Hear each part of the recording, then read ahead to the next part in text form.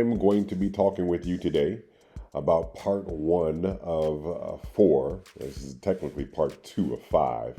But in this next little stretch, we're going to be having a four-part series. And in this four-part series that we're having, we're going to be talking about strengths and preferences of the D index. Now, it's important that you remember and realize that what we're talking about when we say the D index is we're talking about, in fact, if you haven't watched the first video, please go back and watch it because this video builds upon that video. But just in case you hadn't, in case you skip forward, we're talking about someone whose main preference, their strength in their profile is in the D. All right. We all have a D, I, S, and C portion of our behavioral profile. But for the person who identifies the most in their profile with a D, it is who we're talking about right now. Okay. Now, again, like we said before, if you have more than one as a strength, which one do you prefer? Which one do you identify with the most? And if you identify with a D the most, then guess what? You're going to probably find some of your strengths and preferences here in this presentation. So let's go ahead without further ado and look at some of the strengths and limitations of a D. First of all, they have a very healthy self-esteem. In fact, their self-esteem by some is coveted, while on the other hand, they're thought to be a little bit arrogant. But it's really just their own importance. They feel comfortable with who they are. They're confident. They're strong, right? Another strength of a high D is that they are a problem solver. They live to solve problems. Now, we haven't gotten to the limitations yet, but it goes without being said that you cannot go through life solving problems at every turn, right? Sometimes it's not a problem to be solved. Sometimes it's just a problem. But the strength of a problem solver, especially in a work context, is that they are a problem solver. They know how to fix it. And guess what? They also like challenging assignments. So if you want a high D to thrive, give them a problem, give them a challenging assignment, and you will see them thrive and grow. Why? Because they drive for results. Their whole purpose in most everything that they do is to get positive results. Positive results, okay? Now, you got to be careful because, again, with every strength comes a limitation. And what we're looking at is the D needs to make sure that they strive for results, but that they're not only and always looking for results, okay? In order for it to remain a strength, because what could happen is any one of these could become a limitation quickly at the drop of a hat if implemented in the wrong way.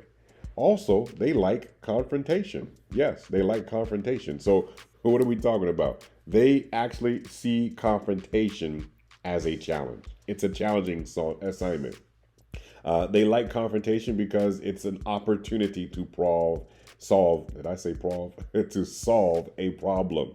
And then they like confrontation because it's all about getting the results at the end of the process. So they don't shrink back from confrontation. But what they do is they move forward because they actually like it. And then they're comfortable with power and authority. In other words, with having it, being in the power and authoritative seat. They're very comfortable with it. And then they're motivated by direct answers. You'll notice that with the strengths of a high D, of a person who's considered to be that pilot, we're talking basically about everything that is about solving problems. Why in the world would we do that? This seems kind of one-sided. Well, no, it's not one-sided. It's the high D we're talking about. We're not talking about the other behavioral types, the I, the S, the C. We're not talking about how to interact with people or setting pace or being cautious and having procedures in our environment. We're talking about solving problems, making decisions, and getting results. All right, let's go ahead and look at our weaknesses of our high D. Now, again, all the strengths could become a weakness if they're not handled in the right way. But let's look at the weaknesses. For example, a high D could easily overstep authority because they are so confident and strong in their areas. And for a high D to overstep authority means that they have seen that the authority is not doing what they need to do. And a high D needs to be very careful because you do not want to become insubordinate simply because you've overstepped your authority. They also use fear as a motivator, and they can be a very poor listener at times. What does that mean? It means just what it says. They use fear as a motivator, and they're poor listeners. They don't pay attention. Why? Because they're so focused on the outcome. They've already ran past and through the conversation, and they're at the end. So they can be poor listeners. And unfortunately, they can lack tact. They can lack tact and diplomacy. You know what I'm talking about. Just because something is wrong doesn't mean you have to say it, right? My son, he told me this just the other day. He said, "Daddy, the way I see it, some people can not tell the truth at all, and that's deception." He said, "But on the other hand, some people don't tell enough. Some people tell too much truth. So you got not enough truth, and then you got too much truth." And he said, the way you look at it, not enough truth is being dishonest, but too much truth is pretty tactless, to put it in another way. So we've got to be careful as high Ds. You've got to look out for lacking tact and diplomacy, because guess what? You can get more flies with honey than you can with vinegar. And then a high D, they dislike routine work. That's just not what they prefer. They need a challenge. Remember, we talked about that before. And they also over-delegate. And guess what? They under-instruct. So they'll tell people what to do, but they never really give them the instructions that they need.